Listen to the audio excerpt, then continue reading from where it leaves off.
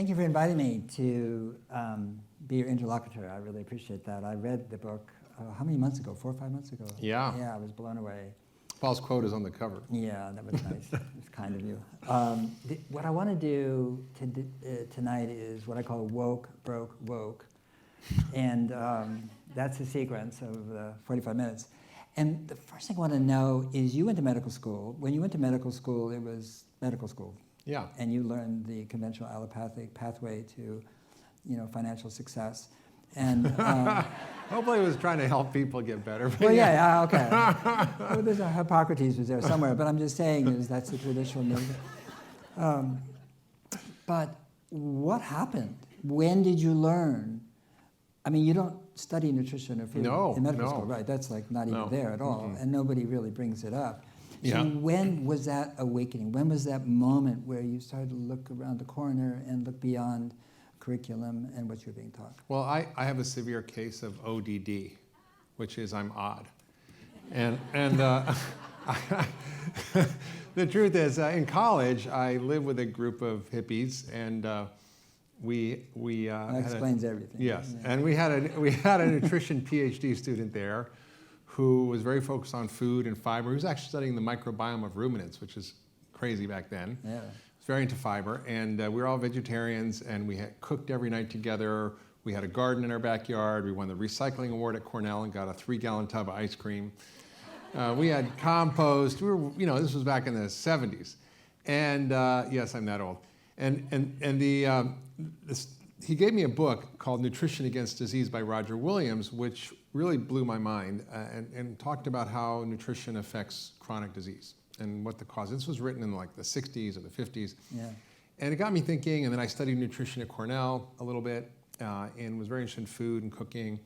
But then I was a yoga teacher before I was a doctor, so I was interested in health and wellness, but I got sidetracked and really bought into the allopathic model. And then I got very ill, and got mercury poisoning from living in China, and ended up discovering something called functional medicine, which is about root cause analysis. It's about systems thinking. It's about looking at how do we create health as opposed to treat disease. And I solved my own health crises, started treating my patients, and one of the fundamental tenets of it is that food is medicine. And it takes what Hippocrates said, which is let food be thy medicine and medicine be thy food, takes to the next level, which is understanding that food isn't just calories, but it's information. It's instructions like code that upgrades or downgrades your biology with every bite, and it affects everything in real time. So it changes your gene expression in real time, your hormones, your brain chemistry, your immune system, your microbiome, literally with every bite, and it has the power to harm or to heal. And so in my career as a doctor, I just realized I have been seeing patients for 30 years, and I could keep seeing them for another 500 years, and I wouldn't really solve the problem because I can't cure diabetes in my office. It's cured in the kitchen, it's cured in the grocery store, it's cured in the restaurant, it's cured on the farm. And I needed to sort of step back and get to the root cause of why my patients were eating the food they were eating.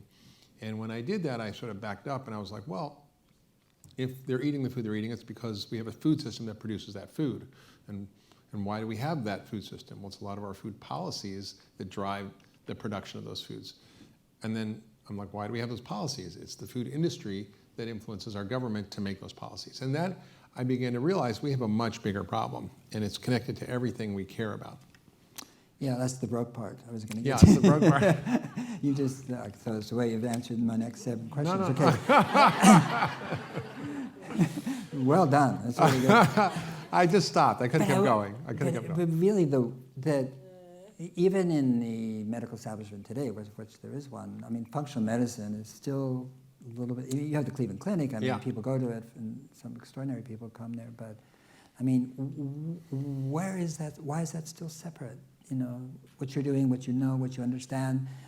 I would say your healing rate, or which is legendary and online and available, and yet the medical establishment as itself is still quite removed and kind of has a wall from it. Wendell Berry said it right, and I put it in the front of my book that we have a food system that pays no attention to health and a healthcare system that pays no attention to food. Yeah.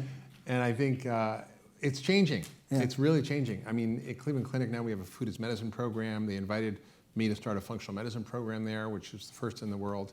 And they understand that our chronic disease burden is crippling our country. I had everybody raise their hand, and that's because it's so prevalent. It affects more than every other American, and it's now 6 out of 10 Americans. Obesity is just growing at an alarming rate. When I was born, it was 5%. When I graduated from medical school, it was less than 20%. And now it's over 42%, and it's projected in 10 years to be 50%. That means every other American is not overweight, but obese. And 75% of us are overweight. And that is because of our ultra-processed food system. And the healthcare system just doesn't quite get yet how powerful food is to actually not only prevent disease, but to reverse it. Why is that? I mean, you're a doctor, not you, another doctor. I mean, patient after patient after patient comes in, and they're having, stroke, heart disease. Well, they don't learn anything about it in medical school, and they just don't understand how powerful it is because they've never applied it in a therapeutic way. Eat less, exercise more, don't eat sugar if you're diabetic. I mean, that's new. They used to say eat sugar, just take more insulin. Yeah. And the truth is that we really haven't, as physicians, ever had the personal experience of what it's like to see a patient transform. And being at Cleveland Clinic is very exciting because we see patients like one I talked about in the book who was very overweight. She was 243 pounds, this high, and had a body mass index of 43. Normal is 25 or less, over 30 is obese. She had type 2 diabetes on insulin, heart failure, kidneys failing, liver failing, high blood pressure, piles of meds. And that stuff doesn't get better. You don't reverse diabetes. You don't reverse heart disease. You manage them, right? And within 3 days, she was off her insulin when we changed her diet. And her diet, basically her whole life was ultra-processed food and junk food. In 3 months, she reversed her heart failure, reversed her kidney failure, reversed her high blood pressure, got off her meds. In a year, she lost 116 pounds and had no more diseases and saved $20,000 in copay. So when doctors at Cleveland Clinic start seeing this in their patients, they're like, what's happening? How did you do that? I've never seen you reverse kidney failure. I've never seen heart disease and heart failure be reversed like that. So they start being interested in sending their patients, calling us, working with us. It's really fascinating, but it's just not prevalent. It's just not out there. That statistic is in your book about that woman. You have a lot more of them too, by the way. That was just the one that was in the book. But let me ask you a question, because I flew down here from San Francisco and people had masks on and they were, don't do this with the wipes, and the whole airplane was very sensitive to this, and so were the stewardess and so forth. And so people are extremely aware of coronavirus. Yeah. Okay. Yeah. But everybody here just raised their hand practically. And why aren't we aware of what you're talking about? It's sort of like I mean, maybe everyone here is. Maybe that's why we're here together. But I mean, why aren't we in the larger sense aware of this? Yeah, well, it's a sort of a slow-moving train, and it's become a very fast-moving train. And in the last 40 years, we've just seen this acceleration of chronic disease and obesity that we just didn't have before. Yeah. And the system is ill-equipped to deal with it. People don't really understand that food is connected to it. And so we're sort of like that frog in slowly boiling water that just stays there as opposed to putting it in hot water and just jumps out. That's what we're like, and I think it's just not an urgent problem, but it is an epidemic, and it's crippling our society. When you look at our economy, for example, it's $22 trillion debt, but 1/3 of our entire tax revenue is used to pay for Medicare. In 5 years, it will be $1 in $2. It's $1.3 trillion a year. It's the biggest company, if it were a company in the world, with a $1.3 trillion budget, and 80% of it is for preventable disease caused by food.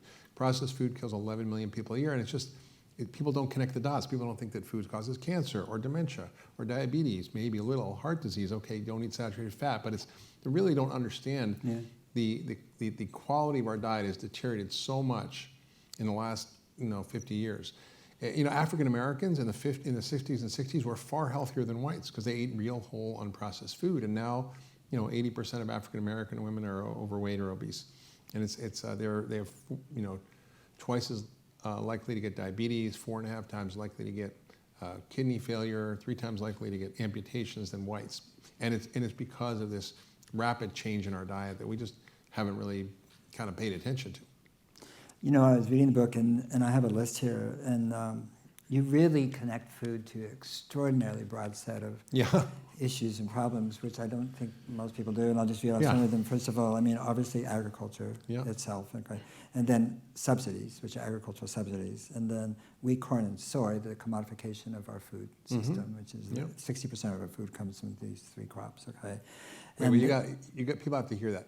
60% of the American diet comes from three crops, commodity crops: corn, wheat, and soy, that turn into white flour, refined soybean oil, and high fructose corn syrup, that come in every size, shape, color, and taste and smell of extruded food-like substance that is sold to us as food, which is driving so much of these global crises. I mean, 11 million people a year globally die from chronic disease from ultra-processed food. I think that's an underestimate. That's like a Holocaust every year. Imagine if there was a Holocaust happening every year around the world and nobody did anything or said anything about it. That's what we're in there right now.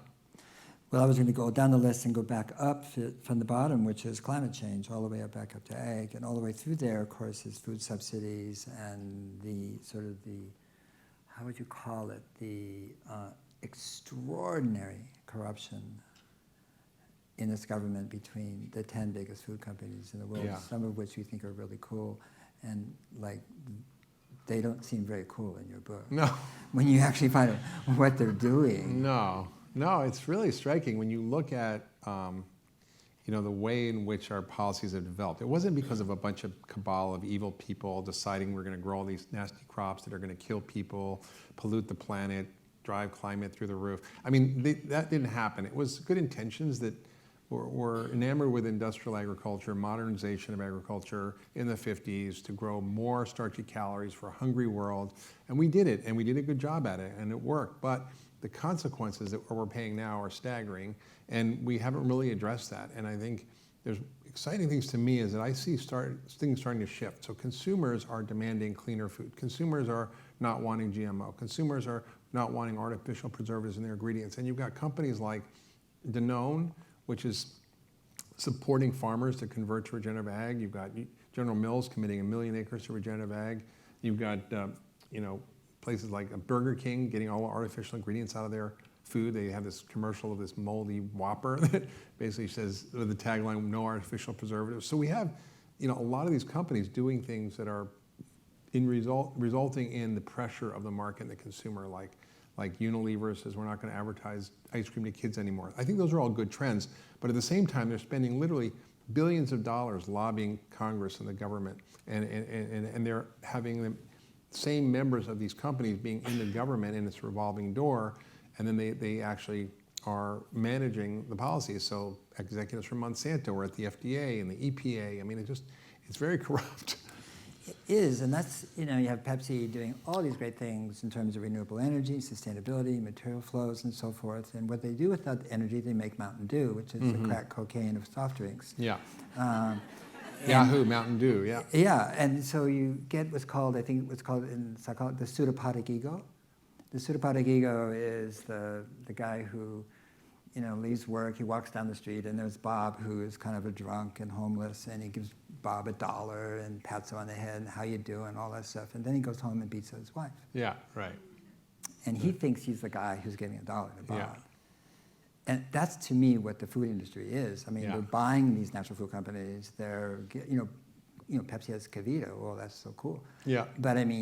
But what they're really making their money from, actually, is ultra-processed foods. Yeah, it is. And they're spreading this across the globe. I mean, we think we're the worst country. Actually, 80% of the world's diabetics and obese patients and chronic illness is in the developing world. And it's crushing these countries like China. When I lived there, when I was there 30 years ago, there was no obesity at all. Diabetes was maybe 1 in 150 people. Now it's 1 in 10. It's the #1 country with diabetes in the world. And we're basically creating the worst diet on the planet and exporting it to every country. And it's staggering when you think about it, because they're basically cannibalizing their own market. And some of them are starting to realize it, I think, and they're trying to shift towards better products and remove bad ingredients. But it's hard to move these super tanker ships. Well, then, what do we do? I mean, there's people here, and I doubt many people are eating ultra-processed foods and buying, the advertising and, You'd be surprised. The deception. Oh, okay. I find Milky Way wrappers in my wife's car. Okay.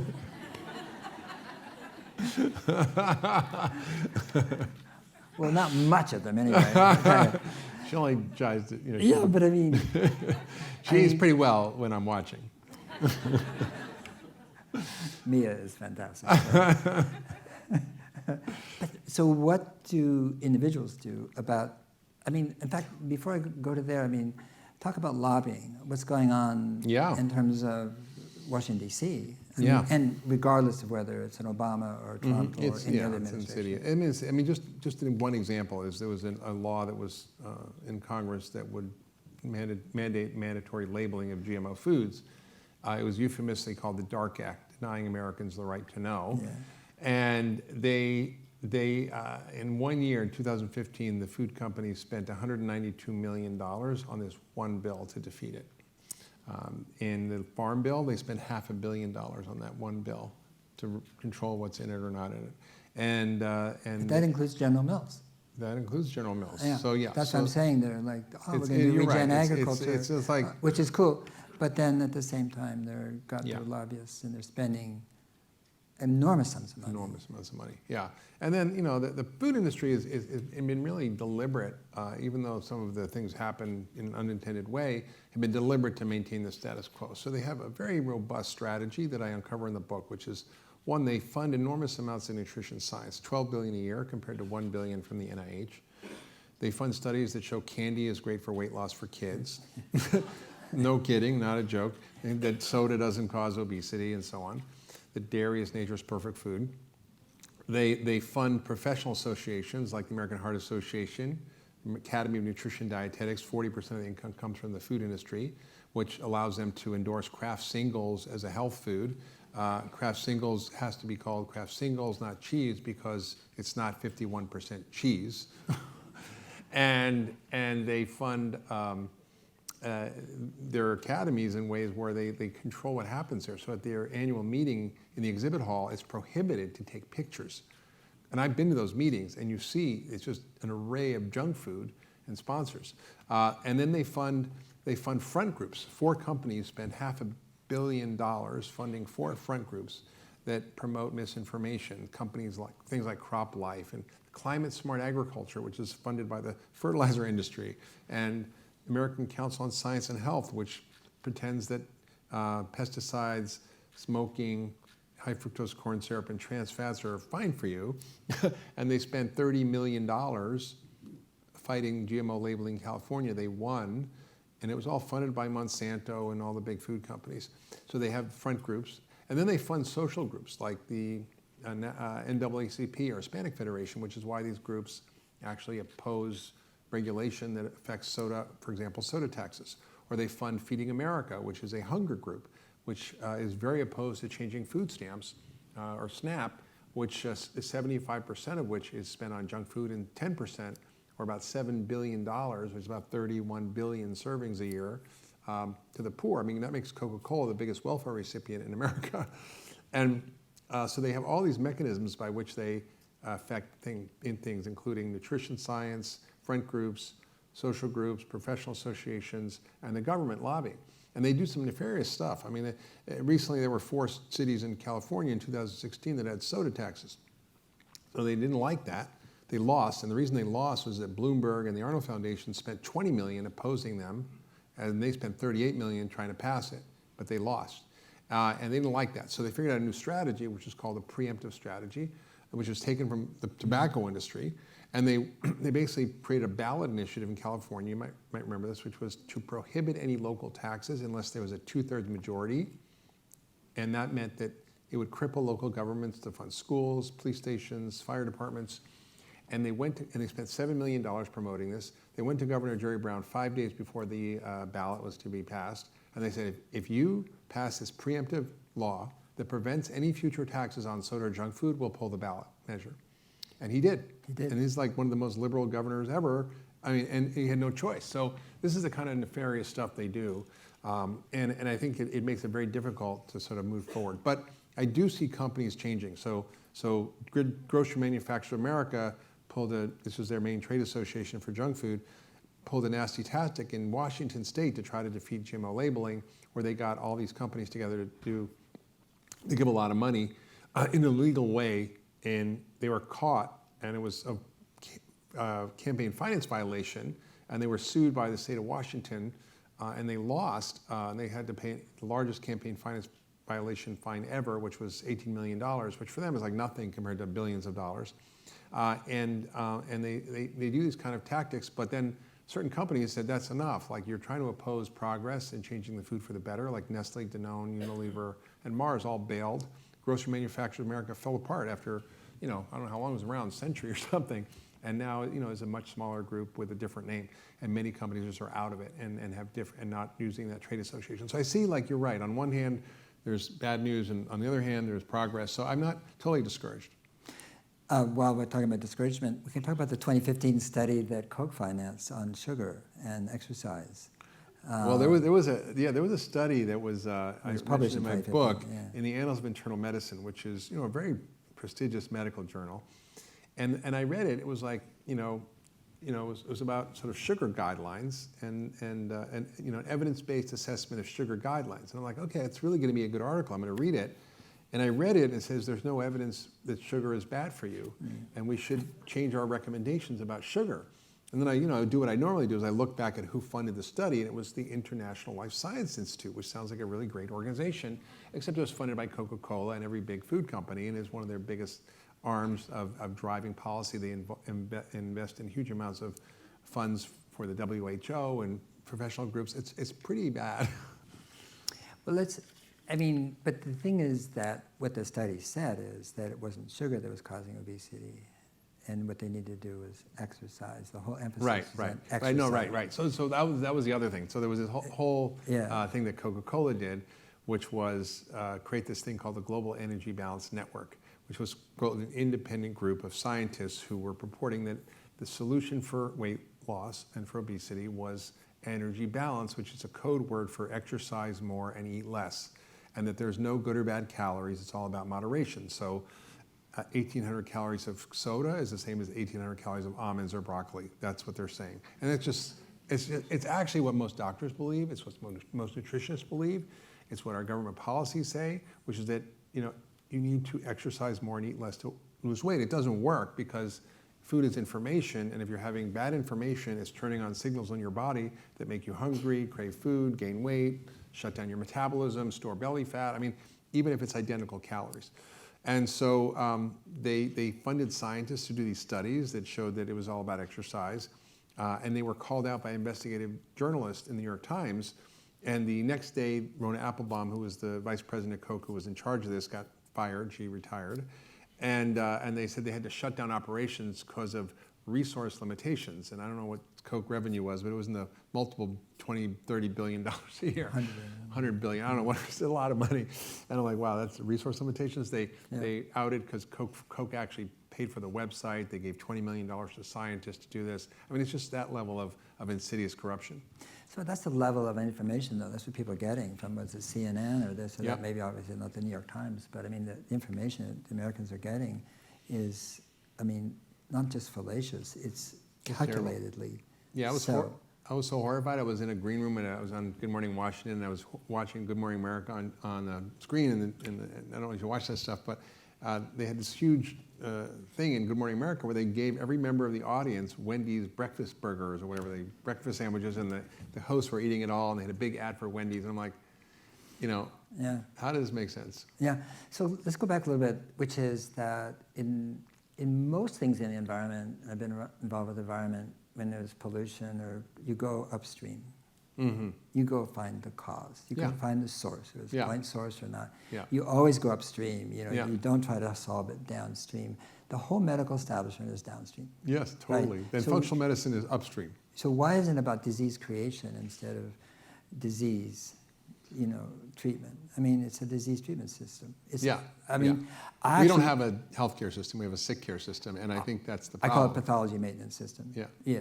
And you're right, and it's the problem is Medicare is going to run out of money in 5 years, like in the trust fund, and and we're just paying for this influx of people. So Medicare for all sounds like a good idea, but it would be a catastrophe unless we figure out why people are getting in the system in the first place, which is eating the food they're eating.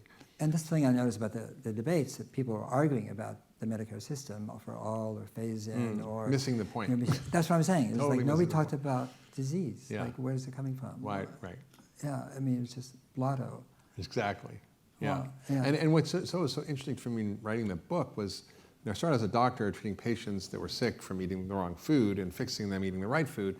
But as I sort of began to investigate upstream why that was happening, I began to sort of really look into the rabbit hole of the food system as a whole, and I began to realize it's connected to everything that really we care about and that's wrong with the world, from obviously chronic disease and obesity, the economic impact of that, in this country.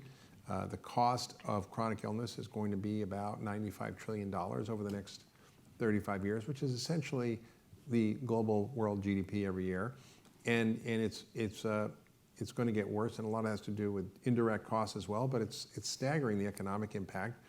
The effect on social justice was staggering to me when I looked into it in terms of the effect of bad food on kids and behavior and adults and behavior, so mental illness. In many studies in prisons, they give people healthy food versus junk food, and these prisoners, violent crime goes down dramatically. One study of kids, they just gave them multivitamin. They were all deficient in these basic nutrients because they were eating junk food and their brains were not working based on EEG functioning. And after 12 weeks, they rechecked the EEG after they gave them the vitamins, and it was dramatically better, and their behavior and violent behavior and oppositional behavior and all these various nasty things went down by 91%.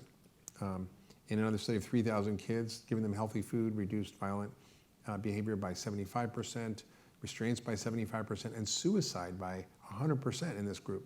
And that's the third leading cause of death in teenagers. So, I mean, we're just not even talking about that. We're not talking about how it perpetuates poverty, how it perpetuates learning and academic issues in kids because they're eating bad food. We're 31st in the world in math and reading.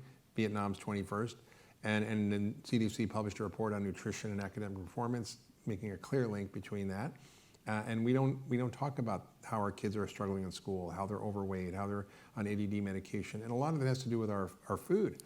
And then you have the effects on and the environment and climate, which are staggering when you kind of go down that rabbit hole. And Paul, I learned a lot from Paul because he wrote Drawdown, which is really the first and most comprehensive and the only plan to reverse climate change. And I began to realize when I heard him speak that food is the major cause of climate change, and it's the major solution, and it does so through multiple different mechanisms around soil degradation. And that was the most frightening thing I learned, was that according to the UN, we have 60 harvests left of food. Forget about climate change. We won't be able to grow food because we're destroying the soil, and we've just lost about a third of all the soil since the Industrial Revolution that we have on the planet. An area the size of North Korea goes to desert every year, and a third of all the carbon in the atmosphere comes from erosion and degradation of the soil, which is about 300 billion tons of the 1 trillion tons. The good news is it's all fixable. Like if you take those degraded acres and land and turn it back into regenerative agriculture, you could literally fix the problem. And the UN said that if we took 2 million of the 5 million degraded hectares of land around the world and convert to regenerative ag, which would cost about 300 billion, it sounds like a lot of money, but it's less than we spend from Medicare on diabetes in this country every year, that we could stop climate change for 20 years. I mean, that's staggering, and yet nobody's talking about it except maybe you and a few people in the audience. No, I'm sure many people are. No, but you, let's go back, to mental disease. Yeah.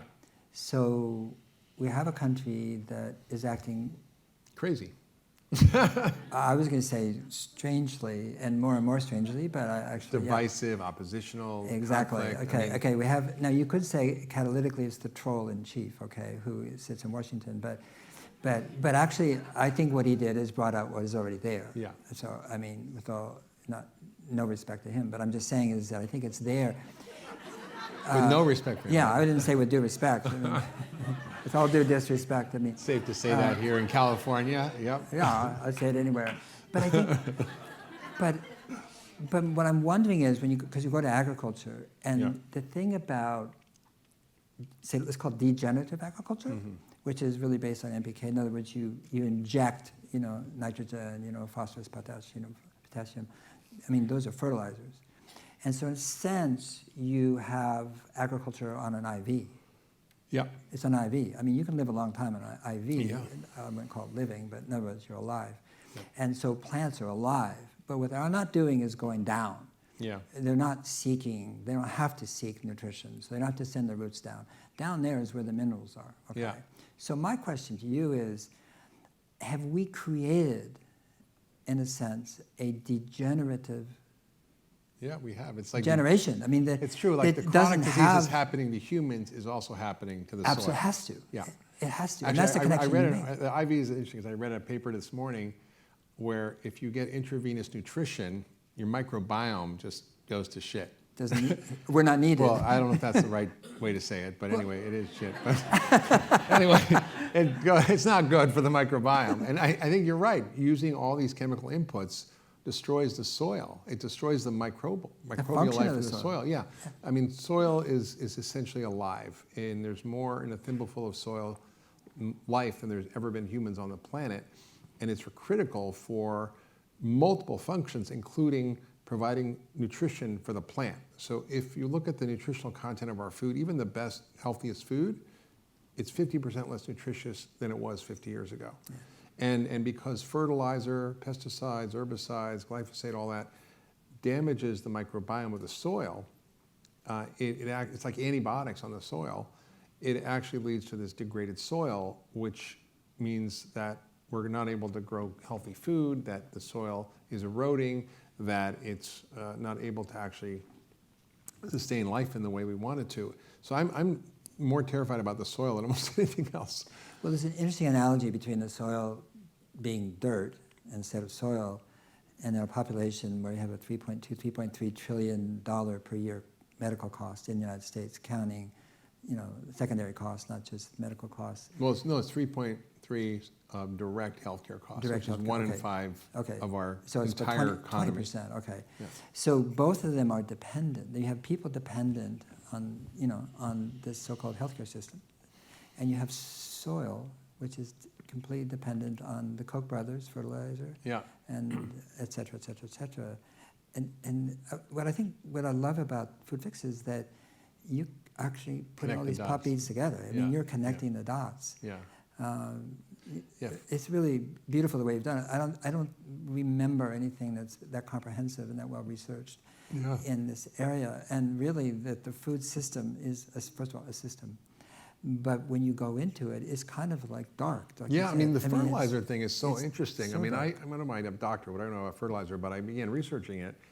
And we know to make fertilizer requires a lot of energy. In fact, it's about 2% of all the global energy use. And it's mostly from fracking, from natural gas, which produces 40 to 50% more methane than oil wells, traditional oil wells. Then when you put it on the soil, it creates nitrous oxide, which is 300 times more potent a greenhouse gas than carbon dioxide.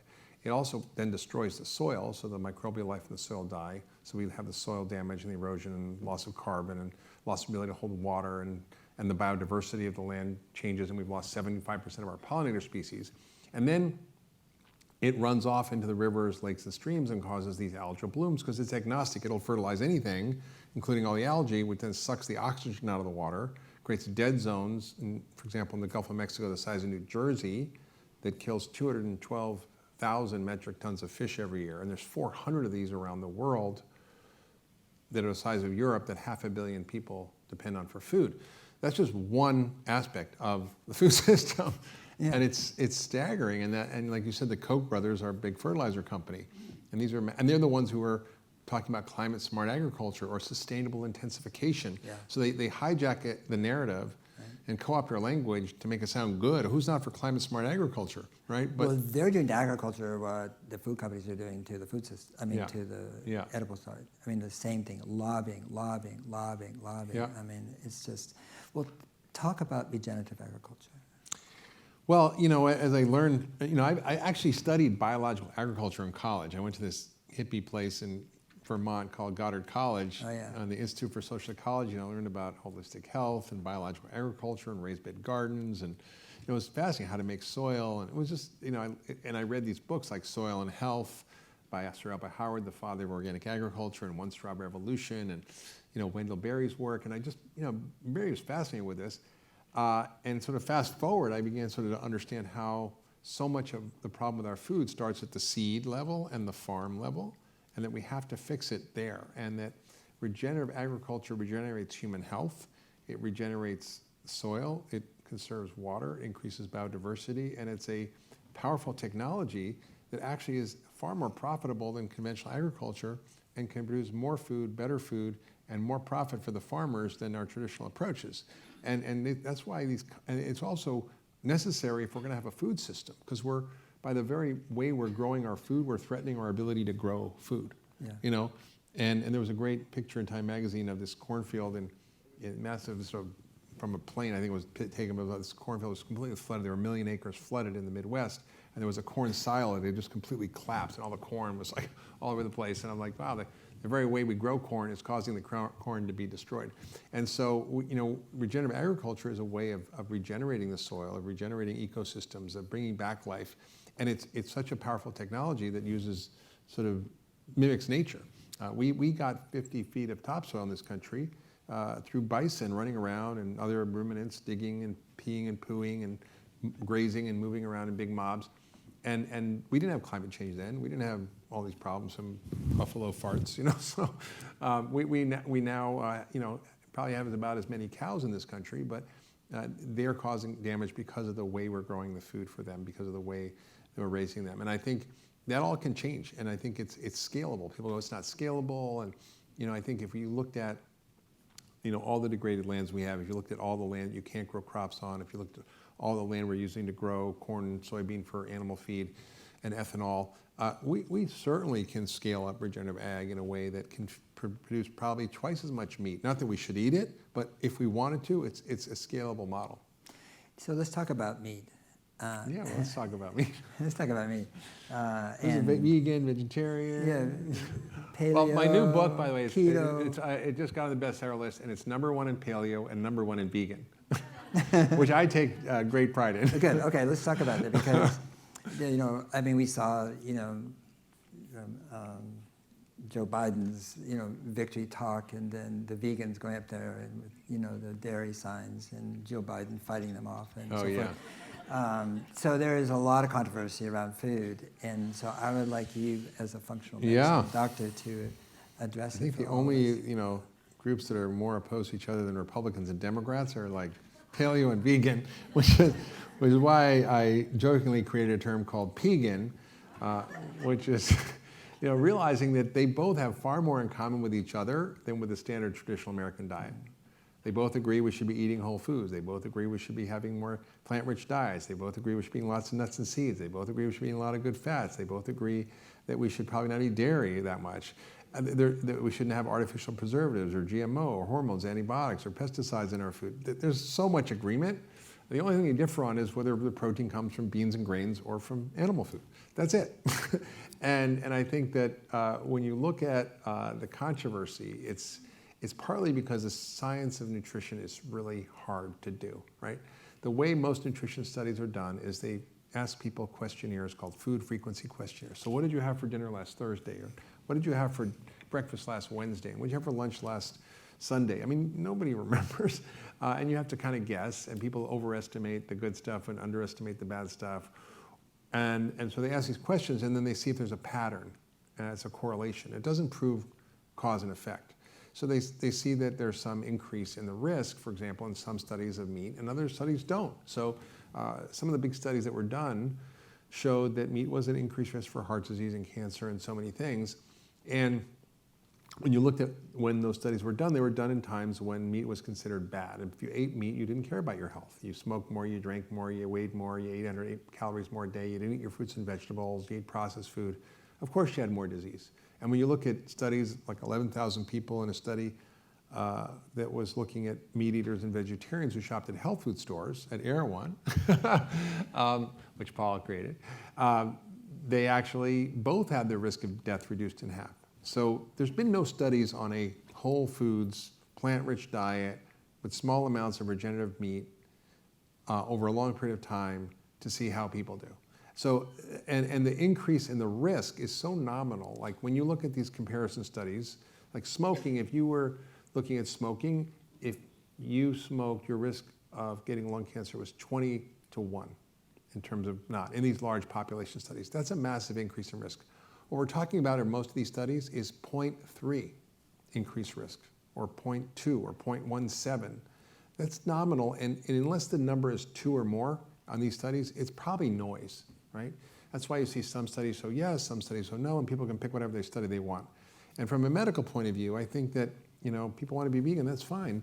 They have to be very careful and be very smart, and you can't be a chips and soda vegan, and you have to make sure you're getting all your nutrients, and you have to take vitamin D and B12 and iron and other things so you don't get nutritionally deficient. And that's a fine choice, but it doesn't mean automatically that eating a diet with regeneratively raised meat and being a vegetarian is a bad idea. I think it's a good idea. It's good for the environment, and it's good for humans in terms of health. And the other thing people don't realize is when you actually do any kind of agriculture, it's such a destructive act. You're destroying ecosystems, you're destroying habitats for wildlife. And there's a paper I recently read that showed that 7 billion animals die every year from actually growing plants because of killing gophers and rabbits and birds and insects and all these lives. I mean, is a rabbit's life worth less than a cow's life? I don't know. But you have to be realistic about what we're doing as humans. We're growing food. It's a destructive act. So I'll ask a very personal question. Yeah. Okay, what do you eat? What do I eat? What does Dr. Hyman eat? Yeah, that was my most popular Instagram post, I think. Really? Yeah, what does Dr. Hyman eat? I mean, I eat food, actually. I eat real food. If I can recognize where it came from and its origins and source, I eat it. So tonight I had wild salmon, I had green beans, and I had broccoli rabe with garlic. That was what I had for dinner. Basically I eat a plant-rich diet, which is 80% of my food. I eat some grains and beans. I try to stay away from gluten. If I eat dairy, I probably eat sheep or goat. I try to eat food that's sourced from farmers markets or that's organic at the very least. And more I try to seek out regenerative food, which you can get at Thrive Market or you can get online from various groups like Butcher Box or Mariposa Ranch, where you can actually get regeneratively raised beef for an average of about $8 a pound, which is $2 a serving, which is probably less than a McDonald's hamburger. So that's pretty much what I eat. Lots of nuts and seeds and lots of vegetables and some fruit. And I mean, I eat everything except things that aren't food. Question or comment too. Out of this book is actually coming activism. It's not like it's published and you're going to go on to the next book. And so can you describe, I mean, there's things in the book already about, resources and, Eat Wild and all different organizations, but can you describe what your intentions are and what's coming out of it? Sure. So in the book, there's a lot of fixes, right? What citizens can do, businesses can do, philanthropists can do, governments can do. And it's a beginning of a conversation. It's not comprehensive. And I created a food fix action guide, which you can go to my website, foodfixbook.com, and you can download it. But I really felt that this was more than a book. It was something that had to become the narrative in our culture. It had to become our policy. And that no matter what we did as individuals, it wasn't enough. Unless we actually changed the policies that are driving the food system we have, we're just going to be fighting upstream. And so I was approached by a guy who led Bono's One campaign, which raised $87 billion for AIDS and poverty relief in Africa, and to create a movement around this. And so we put together an extraordinary team, a bipartisan team, Republicans and Democrats, policymakers, strategists, communications people, psychologists, development people. We've got an extraordinary team, and we're raising money and creating a food fix campaign. And I basically have decried lobbyists my whole life, but we also created a 501c4, and I'm going to become a lobbyist. So, but for the good guys. And I remember going around Washington during Obamacare, trying to get in the law things around lifestyle and functional medicine. And I met with Tom Hawken, and most people would go like, "What lobby group are you from? Who are you with?" And I'm like, "Nobody, just the patient and the science I'm trying to represent." And I said that to Tom Hawken. He goes, "That would make too much sense, And I think we just aren't, educating our lawmakers. And as we're going around this, I met with a Senate Finance Committee staffer who's in charge of healthcare, and she really didn't know anything about any of this and was so interested and eager to help, and is connecting us now with all these other Senate leaders, and it just, I see the potential, even though Washington is a sinkhole, of actually getting stuff done using a very specific type of strategy that starts incrementally and builds on successes, that doesn't take on sacred cows right away, but creates incentives and possibilities for these changes, like supporting incentives for regenerative agriculture, paying farmers to actually put carbon in the soil, for example. So I'm super excited about this. I think it's got the potential to really change the conversation, and everybody I talk to is interested, whether it's philanthropists, whether it's policymakers, academics, whether it's celebrities. I mean, we've got an incredible crew of people who are getting behind this, and everybody's going to be needed. So if you go to foodfix.org, you can kind of put in your name, and we'll call on you when we need you, because we make a difference, and I think our voices matter. We feel like they don't, but I think everybody needs to vote, and if you don't vote, you can't complain.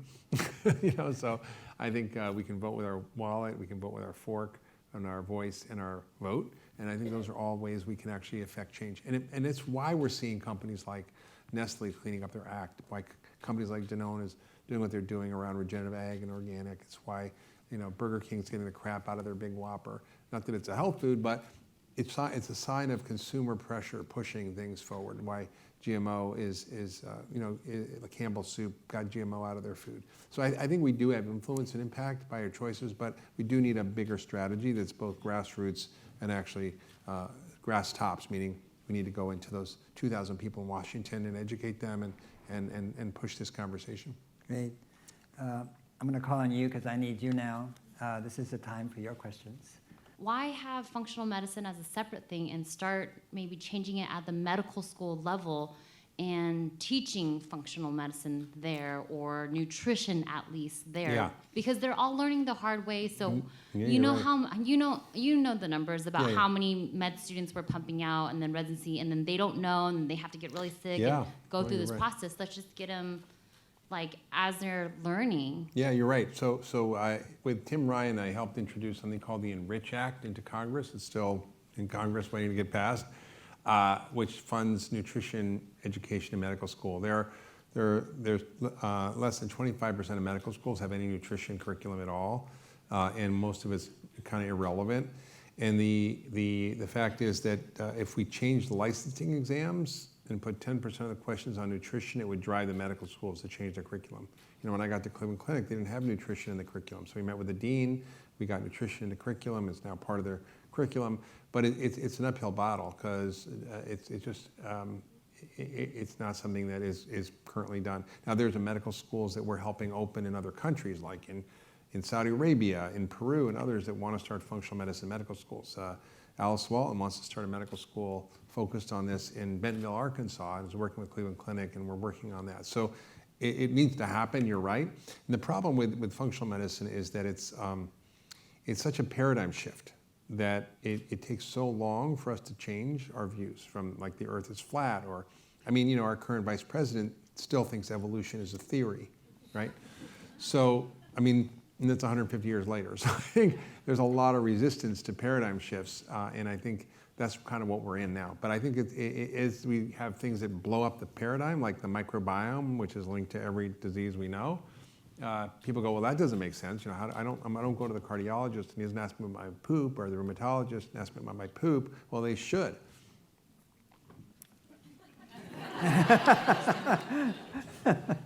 First of all, thank you both for your work and for being here tonight. Drawdown's on my desk, and I think Food Fix is going to be there too within about 48 hours. So Mark, my question for you, earlier this evening you spoke about food as information, and I was hoping you could sort of in layman's terms explain the mechanism of action by which that is happening. So is it epigenetic? What exactly is happening there? Sure, I'll give a few examples. So actually, my next book coming out next year is actually on exactly this. And it's called The Pegan Diet, but it's about how food is medicine. And let's just go through a few examples. So your gene expression is controlled by what you're eating. So let's say you have a gene in your liver that's designed to increase a molecule called glutathione, this detoxifier that's required to eliminate heavy metals, pesticides, or endogenous toxins. If you have green tea, if you have broccoli, the green tea has catechins, and the broccoli has glucosinolates and sulforaphane that upregulate these pathways. That's one example. If you, for example, have fat that's from trans fat, it binds to a receptor on the nucleus of your cell called PPAR that causes inflammation, slows your metabolism, makes you pre-diabetic. If you have the same amount, gram for gram, of EPA, which is fish oil, does all the opposite: reduce inflammation, reverse insulin resistance, speeds up your metabolism. If you eat, for example, refined oils and ultra-processed food and sugar, you grow bugs in your gut that create inflammation, toxins, leaky gut, and nasty stuff. If you eat a prebiotic-rich diet with lots of fibers, whether it's plantain fiber, acacia fiber, various, just plant-rich diet, you're going to be fertilizing all the good bugs. If you have pomegranate and polyphenols from that, and cranberry and green tea, you grow a bacteria, for example, called Akkermansia, that is really important for immune regulation, for preventing a leaky gut, for being responsive to cancer therapy, for regulating your metabolism. If you eat, let's see what else. So let's say you eat foods that are harmful for your mitochondria, like excess sugar and processed foods, you're actually causing damage to your energy system and regulating that. And if you eat foods that are rich in certain nutrients like carnitine and CoQ10, and you actually upregulate these pathways. So you can modify all the biochemical, genetic, and physiologic mechanisms by what you eat every day in every bite.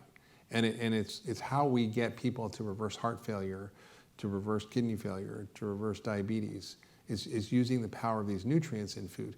And the scary thing to me is that our food is getting less and less nutritious, that we have less and less of a diverse diet. We used to eat 800 species of plants growing up as hunter-gatherers. Now we eat about 3, and globally it's about 12.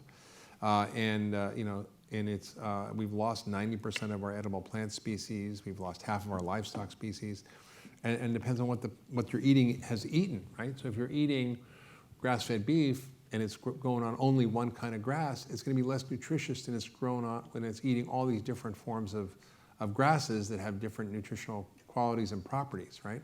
If you're eating a cow, a pig that's in some feedlot that's fed garbage, then it's going to be very different than for example, the Spanish pigs that grow up in oak orchards and eat acorns. And their fat is very different. It has different effects on your biology. So that's just sort of a few examples that come to mind. But science on this is so robust, and we know now how to do that in ways that are just really extraordinary. And as a functional medicine doctor, that's what I do. These are my drugs. And you can't see me or anyone in my clinic or anyone at Cleveland Clinic without seeing a nutritionist. Because if food is medicine, how can you practice without a nutritionist?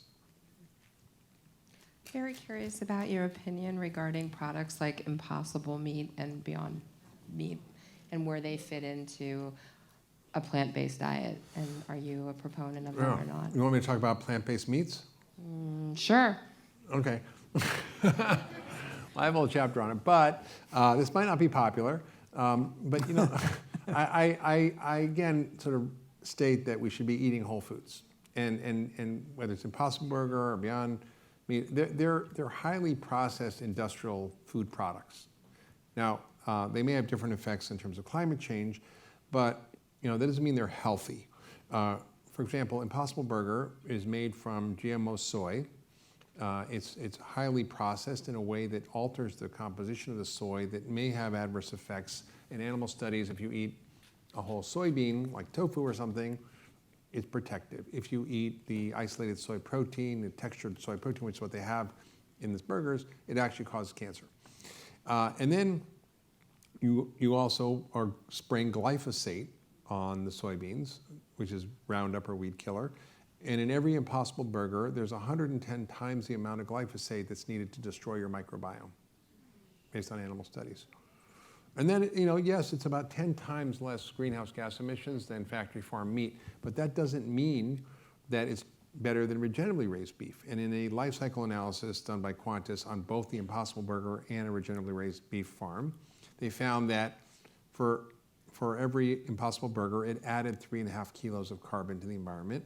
For every regeneratively raised burger, it actually reduced the carbon by 3.5 kilos. So you'd have to eat one regeneratively raised beef burger to offset the carbon emissions of an Impossible Burger, which people don't get. And it has 47 novel proteins. The FDA wouldn't even approve it at first. They hired, quote, independent scientists that were basically had been working for Monsanto to say it was safe.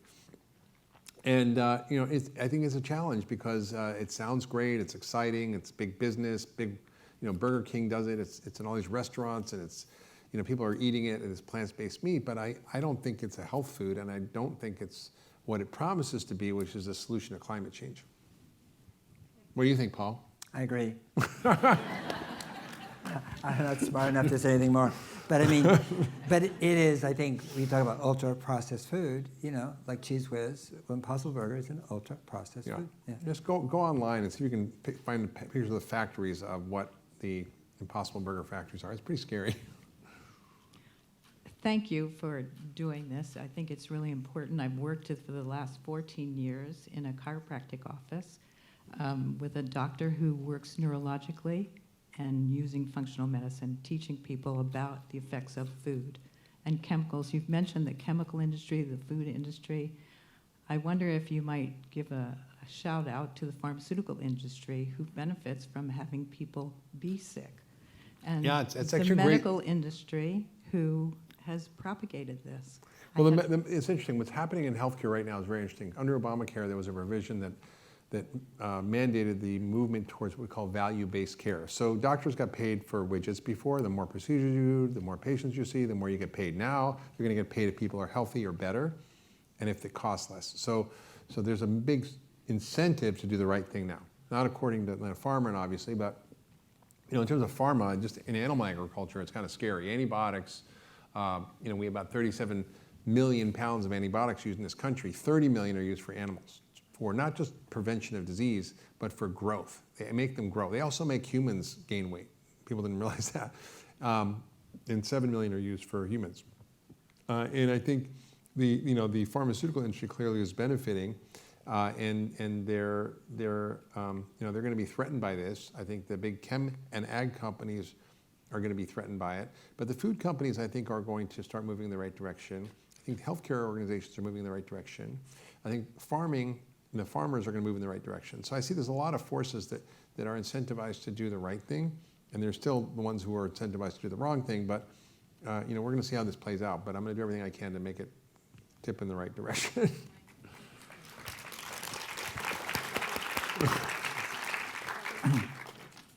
Yes, I'm wondering if you think there would be any merit in public financing of political campaigns all across the country in order to get rid of special interest money and corruption out of Washington. The one reform that'll make all other reforms possible. 100% agree. I think, there was one guy I wrote about in the book who I think his name was Rick Scott from Florida, who introduced something called the Cheeseburger Bill, or the Personal Responsibility in Food Act, which prohibited any lawsuits against food companies for causing obesity. And the reason they're terrified of that is for the discovery that happens, just like what happened in Monsanto. Yeah. There's all this discovery that happened. And I have a podcast that I just did with Robert F. Kennedy, who was one of the lawyers on the glyphosate case where they settled for $2 billion. And it was a judgment for $2 billion by the jury. So yes, I think that the major crisis in this country came with Citizens United, which actually made corporations people and allowed them to have unlimited campaign contributions. And that was the beginning of the end.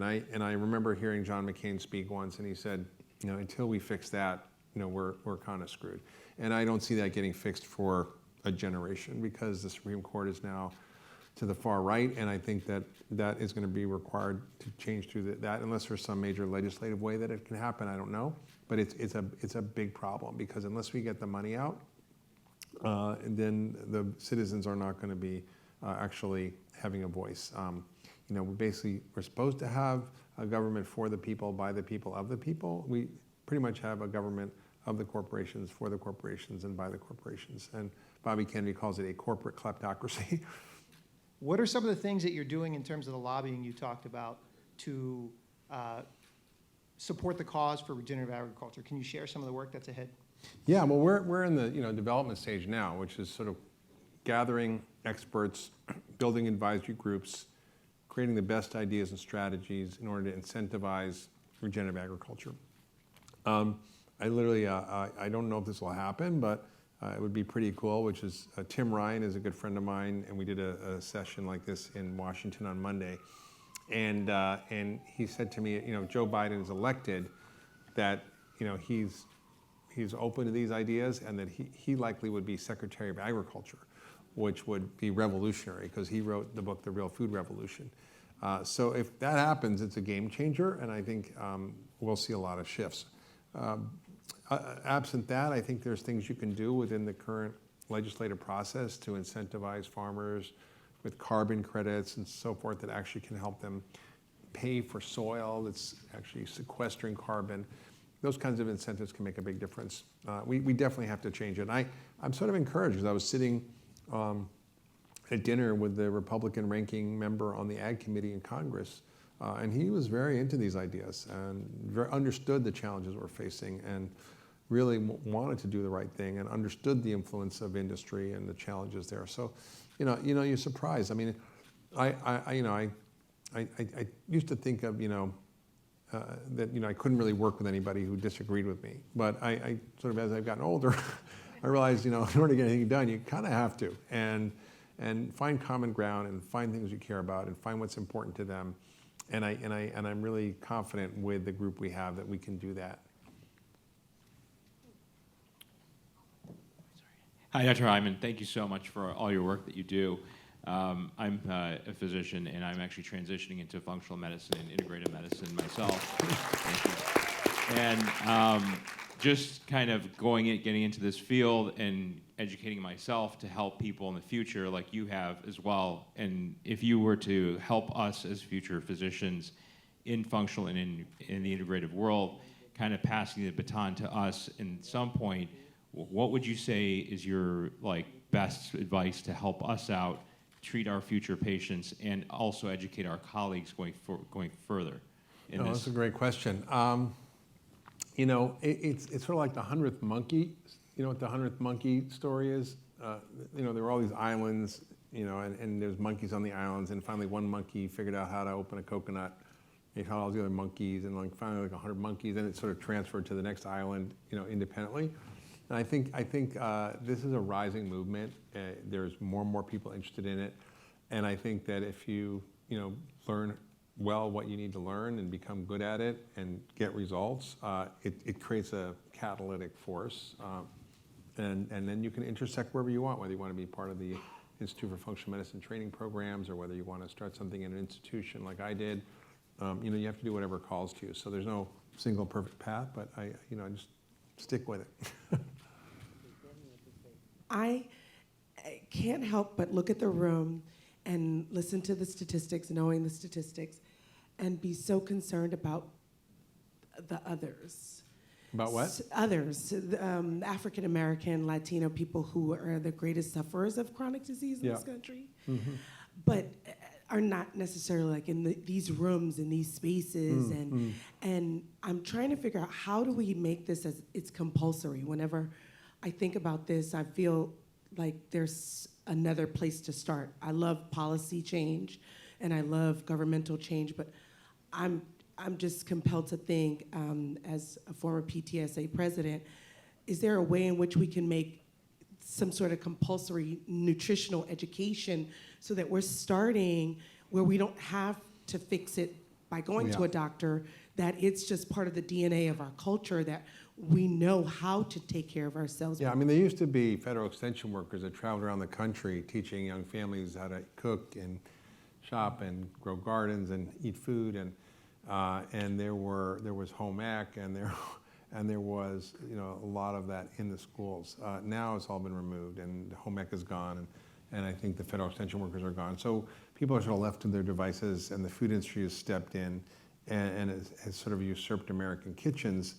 And I think you're also asking about minorities, and I think there's a whole section in my book about social justice and food and the food system and how it targets those communities. They're more affected. Your zip code is a bigger determinant of your life expectancy than your genetic code. In some communities in this country, life expectancy is 20 years less than the average. And it's particularly in poor minority communities, which are targeted deliberately by the food industry in ways that are, I think, pretty pernicious. But are not really, people are not self-aware of this. And I've been doing a lot of work in African American communities, Hispanic communities in Cleveland, and it's amazing how hungry these people are for learning what to do and how to do it and to change. It's not that they don't want to, it's just they don't have the access or the knowledge. One young woman from East Cleveland told me she saw all her relatives have amputations from diabetes. Her mother tried to feed them healthier food, and she had to travel 2 hours on 4 buses to get vegetables. And that, it's just a huge impediment in these communities. So I think that's really true. And I think, there's a lot of curriculum in schools now that is being developed for nutrition. And there's groups like Conscious Kitchens in California. There's a place called My Way Cafe in Boston that has really transformed the entire Boston City School District by hiring top chefs to create delicious menus and recipes that kids will eat within the school budget and the school nutrition guidelines.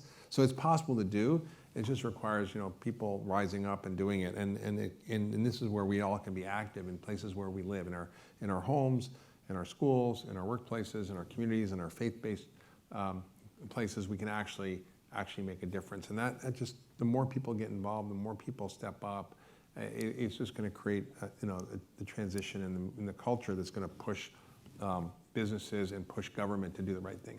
I mean, listen, abolition was not easy. It was a big civil war, but it upended an entire system of agriculture and food production in this country that was based on slavery, and most of the wealth of this country was based on building that country in that way, and it's pretty tragic, And I think President Lincoln promised all the freed slaves 40 acres and a mule, and Andrew Johnson, one of the other esteemed presidents that was impeached, repealed that, and that land now would be worth $6.4 trillion. So it's a challenge in these communities. But I see people like Karen Washington in the Bronx. I see Leah Penniman, who runs Soulfire Farm in near Albany, doing amazing things about bringing people of color back into farming, into self-care, and it's happening. It's just not happening fast enough. Hey, Mark and Paul, thank you so much for being here tonight. I have a company called Alegria Fresh, and we are always working in the soil. And one of the things we've started looking at is the frequency and the vibrations that we all work on. A couple weeks ago, we started experimenting with some paramagnetic rock dust, et cetera, and we saw some dramatic changes in the plants. Obviously, we know that our bodies work on mitochondrial exchange of photons, right?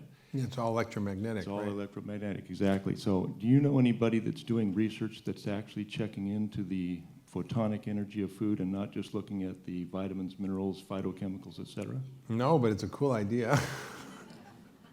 Well, that brings us to the end of the evening. Thank you, Paul. Thank you, Mark. Thank you all for coming.